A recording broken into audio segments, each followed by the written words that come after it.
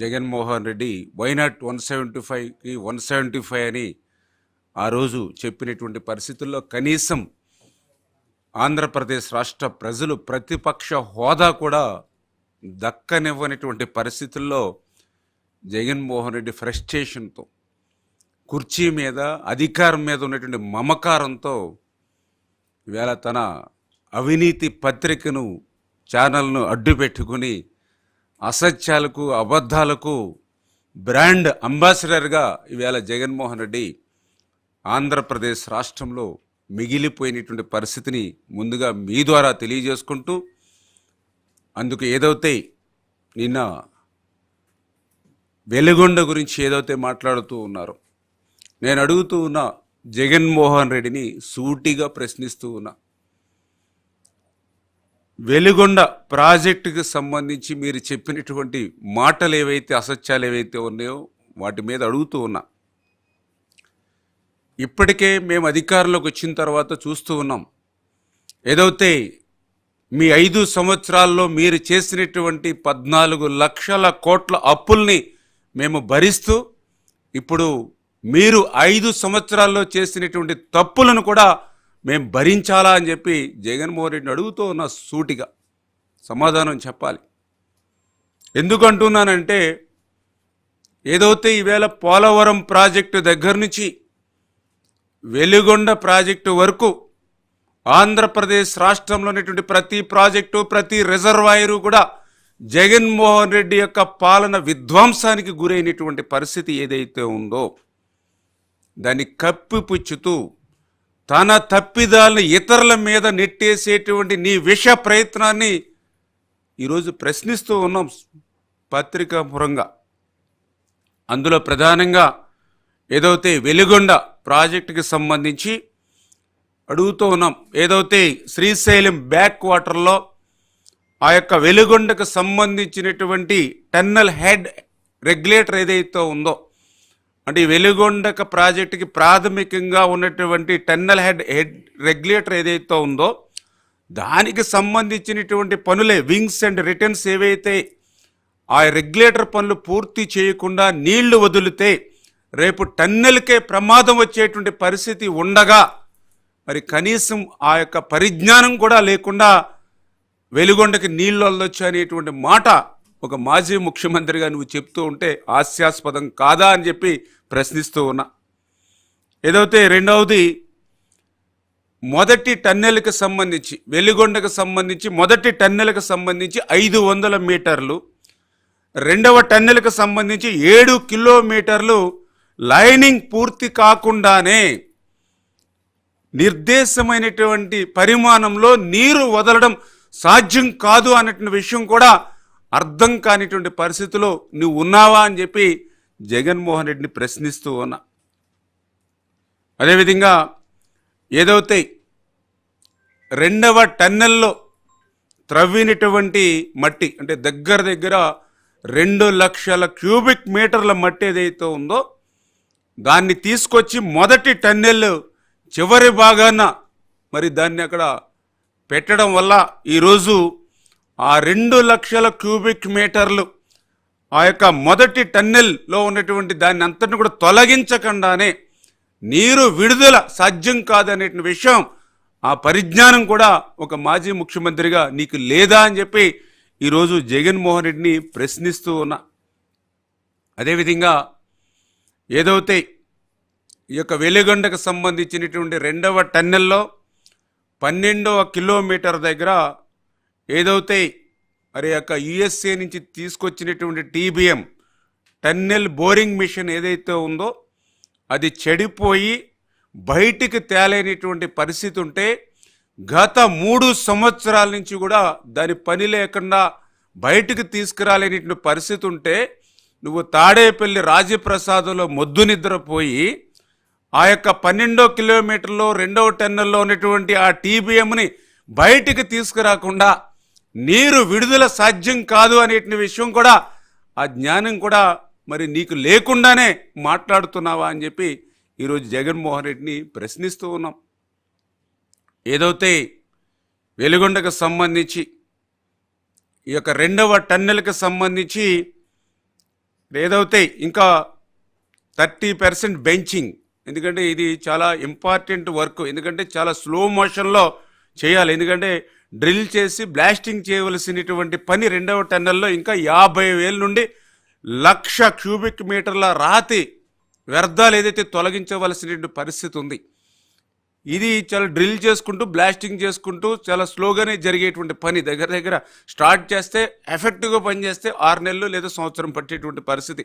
అటువంటి పనిని 5 సంవత్సరాల్లో మొద్దు నిద్రపోయి పని చేయకుండా ఈరోజు నీరు విడుదల చేయడం సాధ్యం కాదనే విషయం మరి ఆ మాత్రం పరిజ్ఞానం కూడా లేకుండా మీరు మాట్లాడుతున్నారని చెప్పి ఇవాళ జగన్మోహన్ రెడ్డిని ప్రశ్నిస్తున్నటువంటి పరిస్థితి. ఇదంతా ఒక ఎత్తు. ఏదైతే ఆ యొక్క వెలిగొండకి ప్రిలిమినరీగా మొదట ఉన్నటువంటి హెడ్ రెగ్యులేటర్కి సంబంధించినటువంటి పనులు పూర్తి కాకపోవడం, అదేవిధంగా మొదటి టన్నెళ్ళు, అదేవిధంగా రెండవ టన్నెళ్ళు కూడా ఇంకా బ్యాలెన్స్ పనులు ఏవైతే ఇప్పుడు నేను చెప్పానో అవి ఉండడం, మరి ఇది పూర్తి అయిన తర్వాత ఏదైతే ఫీడర్ కెనాల్ ఏదైతే ఉందో, అంటే ఎందుకంటే శ్రీశైలం ఆ యొక్క బ్యాక్ వాటర్ రిజర్వాయర్ నుంచి ఆ హెడ్ రెగ్యులేటర్ దగ్గర నుంచి ఆ ఫస్ట్ టన్నెల్ సెకండ్ టన్నెల్ నీరుని ఆ యొక్క 18.2 కిలోమీటర్లు ఆ టన్నెల్ ద్వారా వెళ్ళిన తర్వాత నెక్స్ట్ 22 కిలోమీటర్లు ఫీడర్ కెనాల్ ద్వారా పోవాలి నీరు. మరి ఏదైతే ఆ యొక్క హెడ్ రెగ్యులేటరీ పనులు కాలేదు, ఫస్ట్ సెకండ్కు సంబంధించిన టన్నెల్ పనులు పెండింగ్లో ఉన్నాయి. పోనీ వాటిని దాటుకుని ఏదైతే ఫీడర్ కెనాల్ 22 కిలోమీటర్లు ఏదైతే వెలుగొండ నీరు ప్రవహించాలో, మరి అది మొన్న 2022లో వచ్చినటువంటి వర్షాలకి ఆ వర్షపు నీరుకే ఆ ఫీడర్ కెనాల్ గళ్ళు పడినటువంటి పరిస్థితి. వెలుగొండ నీరు ప్రవాహానికి కాదు, ఆ ప్రాంతంలో కురిసినటువంటి వర్షాలకే ఆ ఫీడర్ కెనాల్ 5-6 చోట్ల గండ్లు పడినటువంటి పరిస్థితి. అంటే ఫీడర్ కెనాల్ కూడా పూర్తి స్థాయిలో ఎక్స్టెన్షన్ కానీ లైనింగ్ కానీ లేనిటువంటి పరిస్థితుల్లో ఆ కెనాల్లో ఉన్నటువంటి ఏదైతే కేవలం ఆ యొక్క తవ్వినటువంటి మట్టి అటు ఇటు వేసి సదిరి దానిలో అనేకమైనటువంటి బండరాళ్ళు ఇవన్నీ ఉంటే అవన్నీ కూడా మరి పెద్ద పెద్ద గ్యాప్స్ ఉండి చిన్నపాటి వర్షం వస్తేనే ఆ వర్షపు నీరే ఆ గట్లలోంచి బయట వాగుల్లోకి ఊళ్ళలోకి పోతుంది.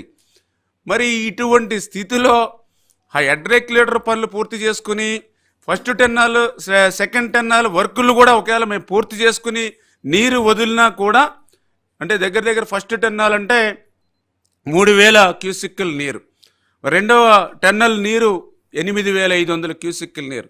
అంటే మొదటి రెండవ టెన్నల్స్ని పూర్తిగా మనం పనిచేస్తే దగ్గర దగ్గర 11,500 క్యూసిక్కుల నీరు వెలిగొండ ద్వారా మనం తీసుకెళ్తాం. మరి ఈవేళ వర్షపు నీరుకే ఆగనటువంటి ఫీడర్ కెనాలు ఇప్పుడు నీటిని విడుదల చేస్తే 11,500 క్యూసిక్కులు కాదు కదా, 11 క్యూసిక్కుల నీరు పంపించినా కూడా ఆ ఫీడర్ కెనాల్ లైనింగ్ పనులు పూర్తి కాకపోతే మరి అవన్నీ కూడా వాగుల్లోంచి గ్రామాల్లోకి పోయి మళ్ళీ మునిగిపోయేటువంటి పంట పొలాలు పోయే పరిస్థితే తప్ప మరి ఏదైతే ఆ రిజర్వాయర్ దగ్గరికి వెళ్ళేటువంటి పరిస్థితి లేదు అనే విషయాన్ని కూడా మరి ఈ యొక్క ముఖ్యమంత్రిగా 5 సంవత్సరాలు పనిచేసిన వ్యక్తికి మరి తెలియకుండా మాట్లాడుతున్నాడా లేదా అసత్యాల అబద్ధాలు ప్రచారం చేస్తున్నాడా అనేది ఇవాళ ప్రజలే ఆలోచించుకోవాల్సినటువంటి పరిస్థితి అని చెప్పి తెలియజేసుకుంటూ, మరి ఏదైతే ఆ రకంగా ఈరోజు ఆ ఫీడర్ కెనాల్ ద్వారా ఆ యొక్క నీరు వెళ్ళేటువంటి మార్గం లేదు కాబట్టి ఏదైతే ఆ ఫీడర్ కెనాల్ తర్వాత ఏదైతే నల్లమల సాగర్ ఏదైతే మన రిజర్వాయర్ ఏదైతే ఉందో దాని కెపాసిటీ 53 టీఎంసీల కెపాసిటీ. అంటే ఏదైతే మనం హెడ్ రెగ్యులేటర్ పూర్తి చేసుకుని మొదటి టన్నెల్ సెకండ్ టన్నెల్ పూర్తి చేసుకుని ఆ ఫీడర్ కెనాల్ కూడా పటిష్టంగా లైనింగ్ చేసుకుంటే అప్పుడు నల్లమల సాగర్లో వాటర్ పోతుంది. ఆ నల్లమల సాగర్లో 53 టీఎంసీలు వాటర్ని రిజర్వ్ చేసుకుంటే ఆ నల్లమల సాగర్ నుంచి అక్కడ డిస్ట్రిబ్యూటరీ సిస్టమ్ ద్వారా మనకి ఏదైతే ఆ యొక్క ప్రకాశం డిస్టిక్కి అది పోతూ ఉంది. మరి ఆ నల్లమల సాగర్కి ఇప్పుడున్నటువంటి పరిస్థితుల్లో 53 టీఎంసీలు నీరు కాదు కదా, కనీసం ఇప్పుడున్నటువంటి పరిస్థితుల్లో 1/2 టీఎంసీ నీరు కూడా అక్కడ నిల్వ చేసుకునేటువంటి పరిస్థితి లేనిటువంటి స్థితిని కూడా కప్పిపుచ్చి ఇవాళ జగన్మోహన్ రెడ్డి గారు మరి దాని ట్విట్టర్లో కానీ లేదంటే తను ఏదైతే అవినీతి పత్రికలో బ్యానర్ ఐటమ్స్ పెట్టుకుని ఇంకా ప్రజల్ని ఇంకా 5 సంవత్సరాలు గతంలో ఏ రకంగా అయితే మాయ చేసి మభ్యచి పెట్టాలని ప్రయత్నం చేశాడో మళ్ళీ అదే ప్రయత్నం చేస్తున్నటువంటి పరిస్థితి. అందుకే ఇవాళ జగన్మోహన్ రెడ్డి గారిని కూడా అడుగుతూ ఉన్నాం, ఏదైతే ఈ యొక్క నల్లమల సాగర్కి సంబంధించిన రిజర్వాయర్ కూడా ఏదైతే ఉందో మరి దగ్గర దగ్గర అది 11 గ్రామాలు ముంపుకు గురవుతుంది.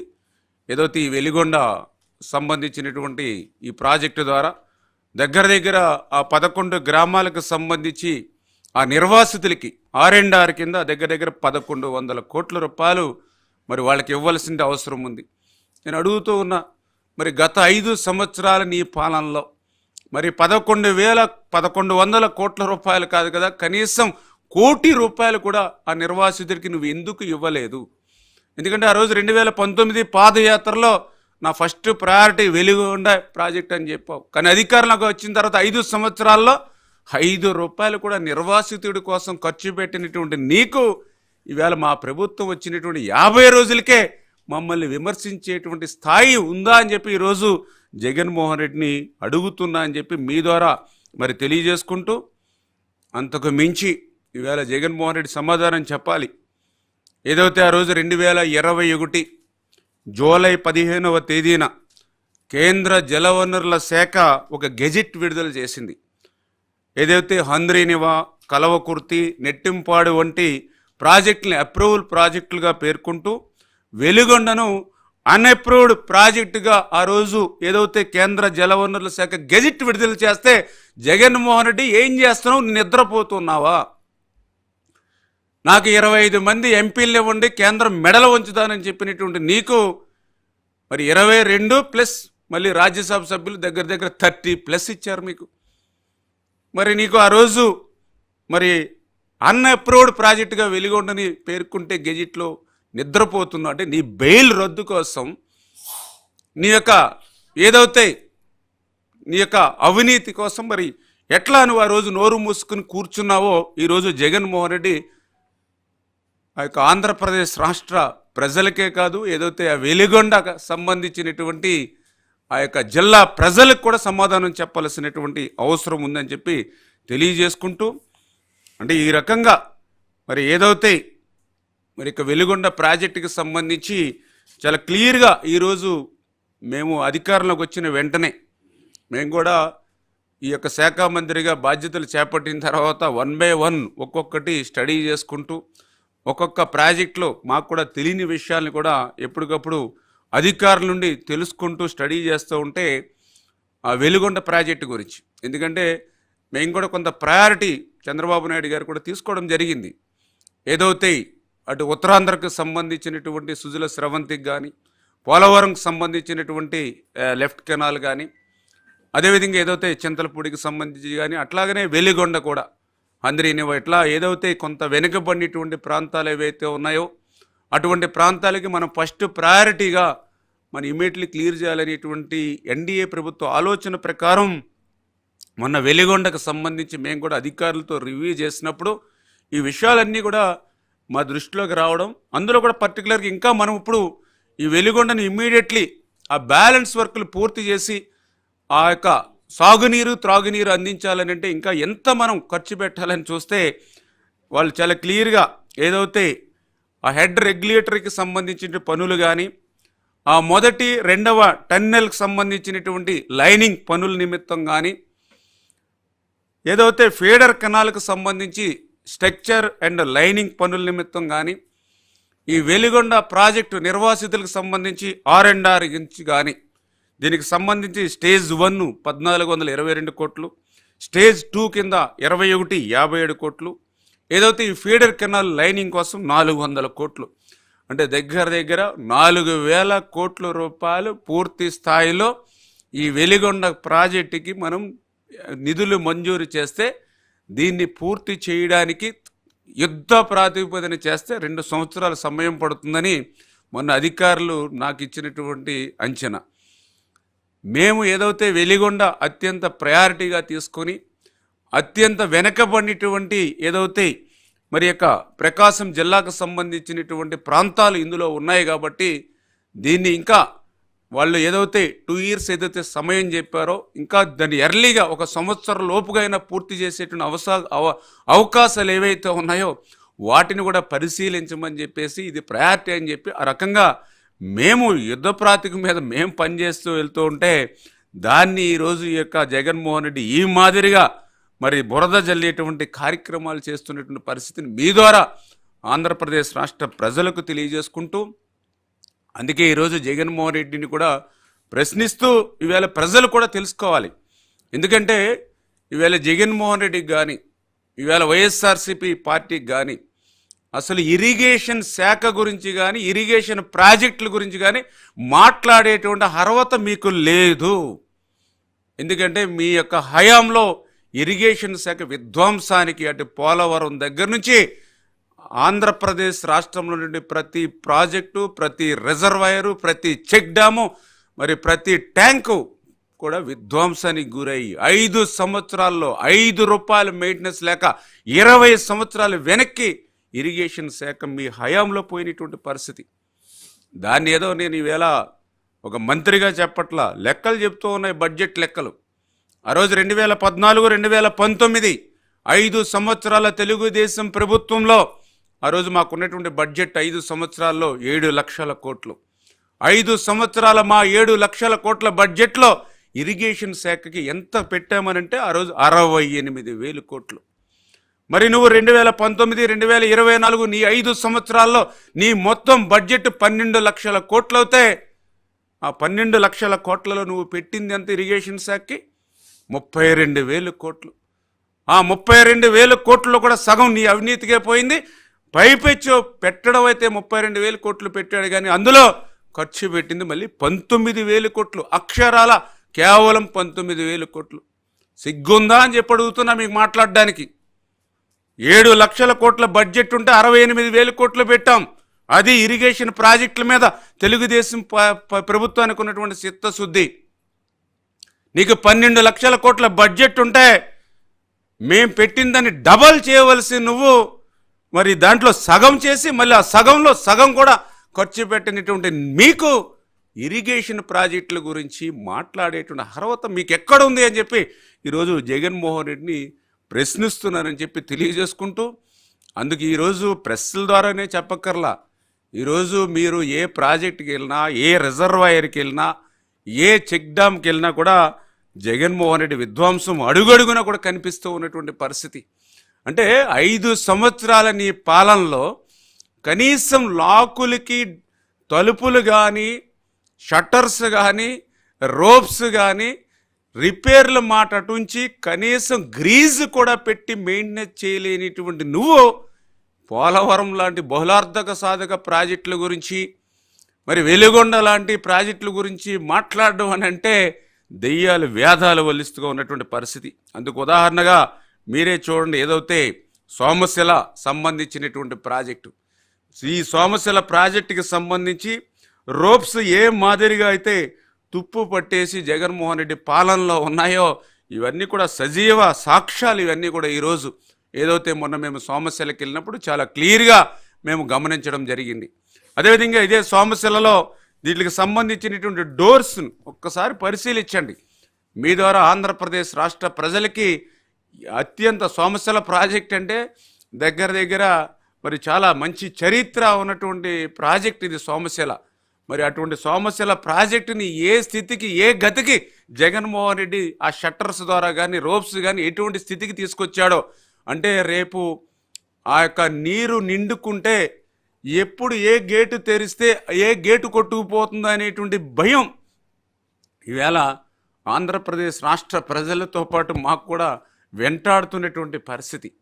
ఎందుకంటే మొన్ననే మీరు కూడా చూశారు, ఏదైతే తుంగభద్ర ప్రాజెక్టుకి సంబంధించి 19వ గేటు ఏ మాదిరిగా అయితే కొట్టుకుపోయిందో, మరి అదేవిధంగా ఏదైతే మరి బనకచెర్ల మరి మీరే చూడొచ్చు, దీనికి సంబంధించి ఏ రకమైనటువంటి స్థితిలో ఈ యొక్క పరిస్థితి ఉందో. మరి అదేవిధంగా ఏదైతే శ్రీశైలంకి సంబంధించి మరి ఏదైతే ఆ యొక్క వాటర్ని, ఆ రెగ్యులేటర్స్ని మరి ఏదైతే ఆపరేట్ చేస్తామో మరి ఆపరేట్ చేసేటువంటి మరి పరిస్థితి ఎట్లా తుప్పు పట్టేసి ఎట్లా ఉంది, ఇది అసలు ఆపరేషన్ చేయడానికి అంటే శ్రీశైలం లాంటి ప్రాజెక్టుకే ఇటువంటి దుస్థితి, ఇటువంటి పరిస్థితి. అదేవిధంగా ఏదైతే రైవాడ రిజర్వాయర్ అంటే ప్రాజెక్టుల దగ్గర నుండి రిజర్వాయర్స్ వరకు కూడా అన్నీ ఇదే రకమైనటువంటి పరిస్థితి. ఇంకా మీకు చెప్పనవసరంలా, ఏదైతే ఈయన పరిపాలనలో ఉన్నటువంటి ఘన కార్యాలలో ఏదైతే గుడ్లగమ్మ ప్రాజెక్టు ఏ రకంగా అయితే గేట్ కొట్టుకుపోయిందో మీ అందరికీ తెలుసు.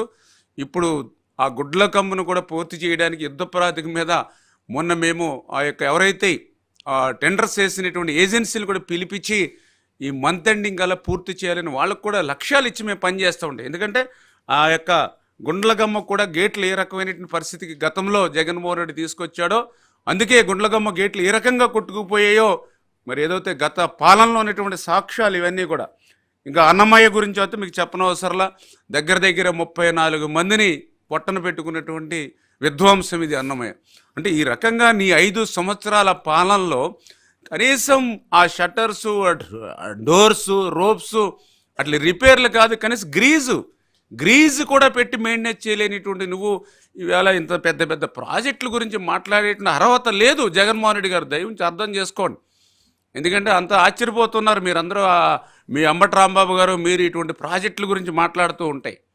అంటే మీ అవినీతి పత్రిక వాళ్ళు ఏదో స్టోరీ రాసుకుని వచ్చి మీ ద్వారా పాపం మీడియాకి చెప్పిస్తూ ఉంటే ఆశ్చర్యపోతున్నారు. ఎందుకంటే కనీసం గ్రీజ్ కూడా పెట్టి మెయింటైన్ చేయలేనటువంటి అటువంటి ప్రాజెక్టుల గురించి మాట్లాడుతూ ఉంటాయి. ఎందుకంటే ఆ రోజు మేము కూడా చూసాం. 2019లో జగన్మోహన్ రెడ్డి గారి పాదయాత్రలో ఆ రోజు పోలవరం ప్రాజెక్టు కూడా వచ్చి అసలు డయాఫ్రమ్ వాళ్ళే నిర్మాణం చేయకుండా మరి 1000 కోట్ల రూపాయలు తినేశారు అని ఆయన స్టేట్మెంట్ ఇచ్చాడు. ఏంటని ఆశ్చర్యం ఏంటని అనుకుంటే ఎందుకు అర్థమైంది ఏంటి, ఆ డయాఫ్రమ్ వాళ్ళు భూమిలో కడతారన్న సంగతి పాపం ఆయనకి తెలియదు. అందుకని ఆ ప్రాజెక్ట్ దగ్గరికి వెళ్తే డయాఫ్రమ్ వాళ్ళు కనపడలేదు ఆయనకి. అంటే ఆయన డయాఫ్రమ్ వాళ్ళు అంటే ఏదో చైనా వాళ్ళు అనుకున్నట్టున్నాడు ఆయన. అందుకని ఏంటి ఇక్కడ ఎక్కడ కనపడలేదు అని చేత వీళ్ళు ఎక్కడ కట్టకుండానే బిల్లులు చేసేసుకున్నారని చెప్పి పెద్ద అవినీతి జరిగిపోయింది అన్నాడు. అంటే డయాఫ్రమ్ వాళ్ళు భూమి లోపల కడతారనేటువంటి విషయం కూడా ఆ రోజు జగన్మోహన్ రెడ్డికి తెలియదు. ఇంకా అంబటి రాంబాబు గారి గురించి అయితే మీకు చెప్పనవసరంలా, ప్రతి ప్రాజెక్టుకి కూడా డయాఫ్రమ్ వాల్ ఉంటుంది. బాక్రా నంగల్కు ఉంది, శ్రీశైలంకి ఉంది అని ప్రతి ప్రాజెక్టుకి కూడా డయాఫ్రమ్ వాల్ ఉంటుంది అన్నాడు. అంటే వీళ్ళు చాలా విచిత్రమైనటువంటి వ్యక్తులు. అంటే డయాఫ్రమ్ వాల్ ఎక్కడ కడతారో తెలియనటువంటి ఆనాటి ముఖ్యమంత్రి, డయాఫ్రమ్ వాల్ ఏ ప్రాజెక్టుకు ఉంటుందో తెలియనటువంటి మంత్రి. మరి వీళ్ళు ఈరోజు ఈ ప్రాజెక్టుల గురించి మాట్లాడుతూ ఉంటే ఇంకా ఈ ప్రజలు ఎట్లా అర్థం చేసుకోవాలో కూడా తెలియనటువంటి పరిస్థితి, దుస్థితి ఉంది. ఇప్పటికైనా మీ యొక్క ప్రభుత్వంలో 5 సంవత్సరాల్లో మీకు 151 సీట్లు ఇచ్చి 50% ఓట్లు ఇస్తే మీరు చేసినటువంటి నిర్వాకానికి, మీ విధ్వంసానికి ప్రజలు బుద్ధి చెప్పి మీకు 11 సీట్లు ఇస్తే దాని నుంచి పాఠాలు నేర్చుకోవాల్సినటువంటి మీరు ఈవేళ ఇంకా అదే బురదను, అదే అబద్ధాలను, అదే అసత్యాలను మళ్ళీ రుద్దాలని చేస్తే ఆంధ్రప్రదేశ్ రాష్ట్రంలో శాశ్వతంగా వైఎస్ఆర్సీపీ పార్టీ తెరమరుగైపోయేటువంటి పరిస్థితి ఉంటుందని చెప్పి మీ ద్వారా వారిని హెచ్చరిస్తూ ఉన్నాం. Thank you.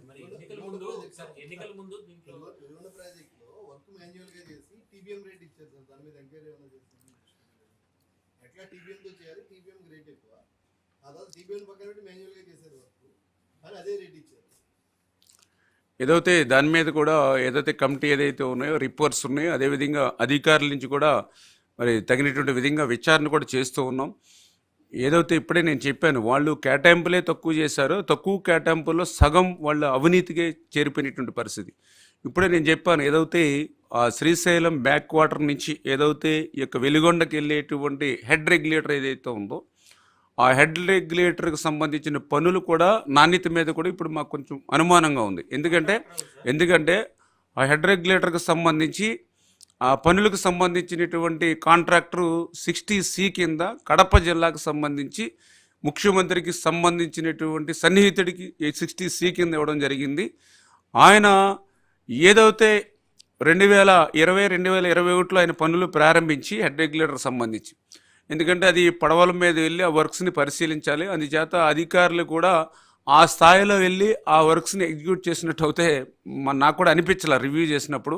అంచేత ఆ హెడ్ రెగ్యులేటర్ సంబంధించిన నాణ్యత విషయాల్లో మాకు అనుమానం ఉంది. రెండవది, ఆ ఎవరైతే 60C కింద హెడ్ రెగ్యులేటర్ వర్క్స్ ఎవరైతే జగన్మోహన్ రెడ్డి గారికి సన్నిహితంగా ఉండేటువంటి వారు ఎవరైతే చేశారో, ఎలక్షన్స్కి ముందు అతను వర్క్స్ కంప్లీట్ కాకపోయినా కూడా అప్పటికప్పుడు క్లోజ్ చేసుకుని ఒక్క అనా పైసా కూడా బాకీ లేకుండా మొత్తం ఫండ్స్ అన్నీ కూడా రిలీజ్ చేసుకుని బయటకు పోయాడు. అంటే ఎంత తెలివితేటలుగా వీళ్ళు అవినీతికి పాల్పడ్డారు, ప్రజాధనాన్ని ఏ రకంగా లూటీ చేశారు. ఇప్పుడు ఆ బ్యాలెన్స్ పనులు చూస్తే కొంచెం క్లిష్టమైనటువంటి పనులు. అంటే తేలికగా డబ్బులొచ్చే పనులు చేసుకోవడమే కాకుండా ఈవేళ బిల్స్ కూడా, ఎందుకంటే ఇప్పుడు మాకు దగ్గర దగ్గర 18,000 కోట్ల బిల్స్ ఈవేళ ఇరిగేషన్ శాఖ పెండింగ్ ఉంది. 18,000 కోట్లు బిల్స్ పెండింగ్ ఉండగా ఆ పనికి సంబంధించినటువంటి బిల్స్ మాత్రం 100% క్లియర్ అయిపోయిందని అంటే అదే మీకు ఆ యొక్క వైఎస్ఆర్సీపీ ఆ జగన్మోహన్ రెడ్డి గారి అవినీతికి ఇంకా ఇంకా చెప్పుకుంటూ పోతే చాలా ఎగ్జాంపుల్స్, మన సమయం కూడా సరిపోదు. ఎస్, అంతా వాళ్ళు ఇష్టానుసారంగా ఏదైతే ఇంకా ఒక రాజ్యాంగం అనేది లేదు, ఒక సిస్టమ్ అనేది లేదు, ఒక వ్యవస్థలు అనేది లేదు. రోజు మీరు చూస్తూ ఉన్నాం ప్రతి శాఖ, ఒక ఇరిగేషన్ అనే కాదు, ఈవేళ ప్రతి శాఖలోనూ కూడా ఇటువంటి పరిస్థితి మనకు కనపడుతుంది. ఇవన్నీ కూడా వన్ బై వన్ ఒక్కొక్కటి కూడా మేము క్లియర్ చేసుకుంటూ, అంటే గత పాలనలో జరిగినటువంటి విధ్వంసాన్ని సరి చేసుకోవాలి. మళ్ళీ ఇప్పుడు మన పాలనలో, ఎందుకంటే ప్రజలకు కూడా కొంచెం ఎక్స్పెక్టేషన్స్ ఎక్కువ ఉన్నాయి. పనిచేసేటువంటి ప్రభుత్వం, బాధ్యతాయుతమైన ప్రభుత్వం, ఈ ప్రభుత్వంలో మేలు జరుగుతుందనేటువంటి ఎక్స్పెక్టేషన్ ఉంది కాబట్టి దాన్ని కూడా రీచ్ అయ్యేటువంటి విధంగా, అంటే డబల్ వర్క్ ఈరోజుసారి మేము చేయవలసిన పరిస్థితి ఉంటుంది. Thank you.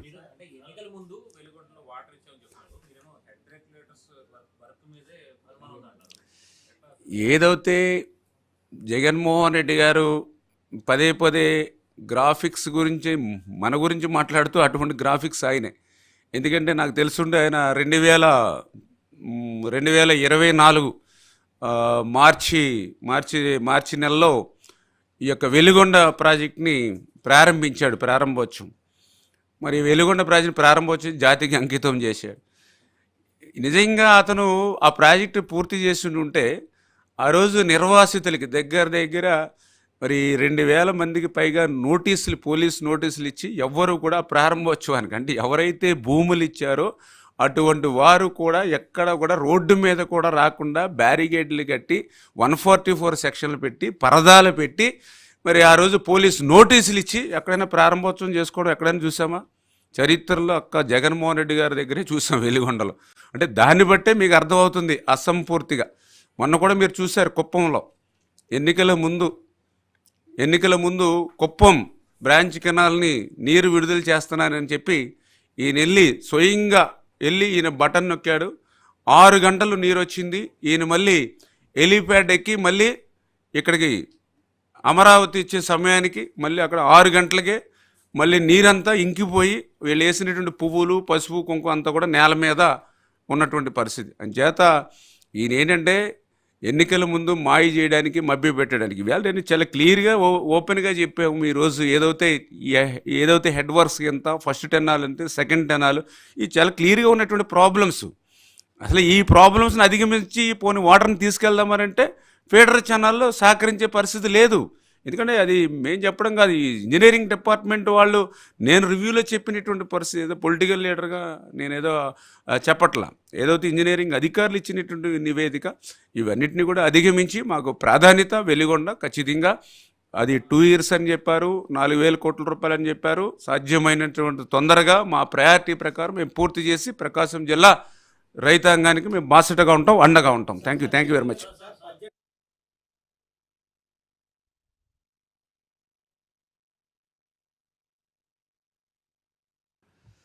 అంటే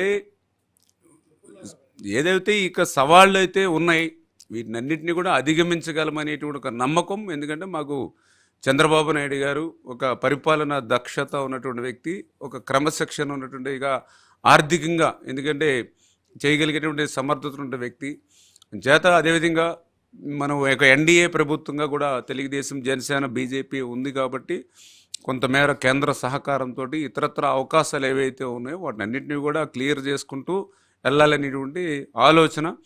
అంటే మాకు ప్రయారిటీ. అందుకే మేము కూడా ఏంటంటే ఇప్పుడు ప్రాజెక్టులన్నింటినీ కూడా ఒకేసారి మేము పూర్తి చేసేస్తాం 5 సంవత్సరాలు అని చెప్పట్లా.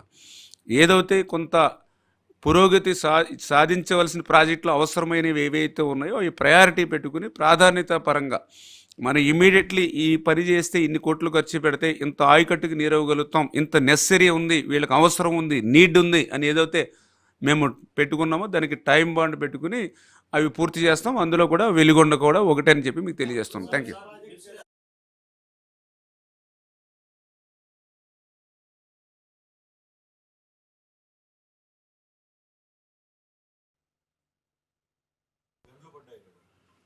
అంటే హెడ్ రెగ్యులేటర్కి అంటే హెడ్ రెగ్యులేటర్కి సంబంధించి ఇక ఇప్పుడు ఉన్నటువంటి అధికారులు అంటే ఎవరైతే అప్పుడు పనిచేసినటువంటి అధికారులు కూడా వాళ్ళు కూడా ఎందుకంటే కొంత భయంగా వాస్తవాలు చెప్పలేకపోతూ ఉన్నారు. ఎందుకంటే వాళ్ళు మెడకి ఎక్కడ ఏం చుట్టుకుంటుందో అని వాళ్ళతో రివ్యూ చేస్తున్నప్పుడు, ఎందుకంటే వాళ్ళ ఏదైతే ఆ రోజు పొలిటికల్ ప్రెజర్ తోటి ఆ రోజు ఏదైతే ఆ వర్క్స్ని సరైనటువంటి ఇన్స్పెక్షన్ చేసుకునేటువంటి పరిస్థితి లేకపోవడం కానీ, అదేవిధంగా ఏదైతే క్వాలిటీ కంట్రోల్ ఇటువంటివి కూడా ఎఫెక్టివ్గా ఆ రిపోర్ట్స్ని తీసుకోకపోవడం కానీ ఇవన్నీ కూడా కనిపిస్తూ ఉన్నటువంటి పరిస్థితి.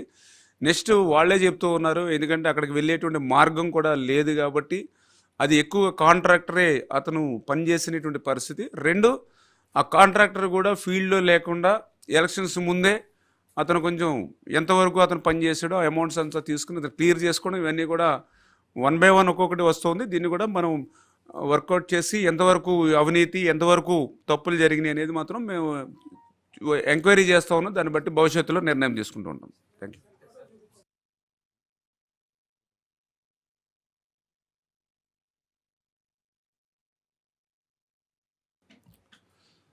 ఇప్పుడు అప్పులంటే మీ అందరికీ తెలుసు, దగ్గర దగ్గర 14 లక్షల కోట్ల ఏదైతే ఈరోజు అప్పులు ఆంధ్రప్రదేశ్ రాష్ట్రంలో ఉన్నాయి. ఒక్కొక్క వ్యక్తి మీద 2,40,000 అప్పు ఈవేళ ఆంధ్రప్రదేశ్ రాష్ట్రంలో మరి జగన్మోహన్ రెడ్డి పెట్టినటువంటి పరిస్థితి. ఇవన్నీ కూడా మరి మనం తీర్చుకొని ముందుకు వెళ్ళవలసినటువంటి పరిస్థితి అయితే చాలా క్లియర్గా మనకు కనపడుతూ ఉంది. ఇంకా తప్పులంటే ఇప్పుడు మేము చెప్తూ ఉన్నాం కదా, ఏదైతే ఇప్పుడు పోలవరం ప్రాజెక్టు ఉంది, పోలవరం ప్రాజెక్టు ఆ రోజు మనం 72% మనం పూర్తి చేస్తే ఈయన మరి 5 సంవత్సరాల కాలంలో పురోగతిలో 2-3% చూపించాడు. కానీ వాస్తవంగా చూస్తే 20-30% వెనక్కి ఈయన పాలన వెళ్ళిపోయినటువంటి పరిస్థితి. అక్కడ ఏదైతే డయాఫ్రమ్ వాళ్ళు మనం 18 నెలలు కష్టపడి నిర్మాణం పూర్తి చేస్తే దాన్ని విధ్వంసం చేస్తే మళ్ళీ అది మొదటి నుంచి కట్టుకుని రావాల్సినటువంటి పరిస్థితి. ఏదైతే ఆ యొక్క ఎగువ కాపర్ డ్యాము ఆ యొక్క గ్యాప్ని ఇన్ టైంలో 13 నెలలు అక్కడ ఏజెన్సీ లేకుండా ఉండడంతో ఆ గ్యాప్ నుంచి ఆ యొక్క సుడులు తిరుగుతూ నీరు రావడంతో ఆ డయాఫ్రమ్ వాళ్ళు ఏదైతే దెబ్బతిందని ఐఐటి హైదరాబాద్ ఏదైతే చెప్పారో, అంటే ఇవన్నీ కూడా మళ్ళీ వాళ్ళు చేసినటువంటి తప్పుల్ని మేము మళ్ళీ భరిస్తూ మళ్ళీ కరెక్ట్ చేసుకోవాల్సి వస్తుంది. ఇట్లా ప్రతి ప్రాజెక్ట్ ఇది కూడా ఇప్పుడు గుండ్లగమ్మ ఉంది, మరి ఆ రోజు గేట్లు కొట్టుకుపోతే ఈ రోజుకి కూడా ఇంకా పూర్తి కాల.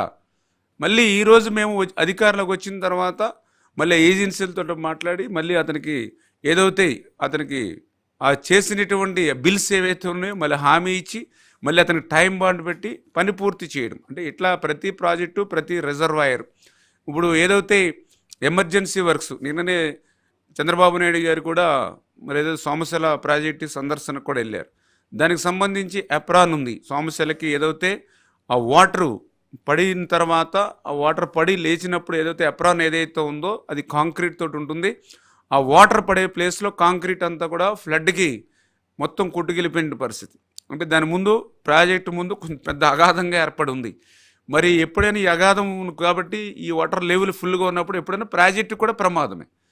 మరి అటువంటి స్థితి గత 5 సంవత్సరాల నుంచి ఉంటున్నా కూడా ఈ ప్రభుత్వం నిమ్మక నీరెత్తుకుని ఉంటే ఇప్పుడు మళ్ళీ ఆ ఎప్రాన్ ఏదైతే ఉందో యుద్ధప్రాతిక మీద కనీసం రేపు మాన్సూన్ అంటే వాళ్ళకి తిరోగమన ఋతుపవనాలు అంటే కొంచెం వాళ్ళకి అక్టోబర్లో వాళ్ళకి మాన్సూన్స్ వస్తాయి కాబట్టి కనీసం ఆ సమయానికైనా సరే ఆ ఎప్రాన్ పూర్తి చేయాలి. తద్వారా ఆ సోమశిల ప్రాజెక్టుకు ఒక భద్రత ఇవ్వాలి. అంటే ఇట్లా ప్రతి ప్రాజెక్టు ప్రతి రిజర్వాయరు 5 సంవత్సరాల వాళ్ళు గాలికి వదిలేసిన పనులన్నీ కూడా ఈవేళ విధ్వంసానికి గురై భద్రతకే ప్రమాదం ఏర్పడినటువంటి స్థితి.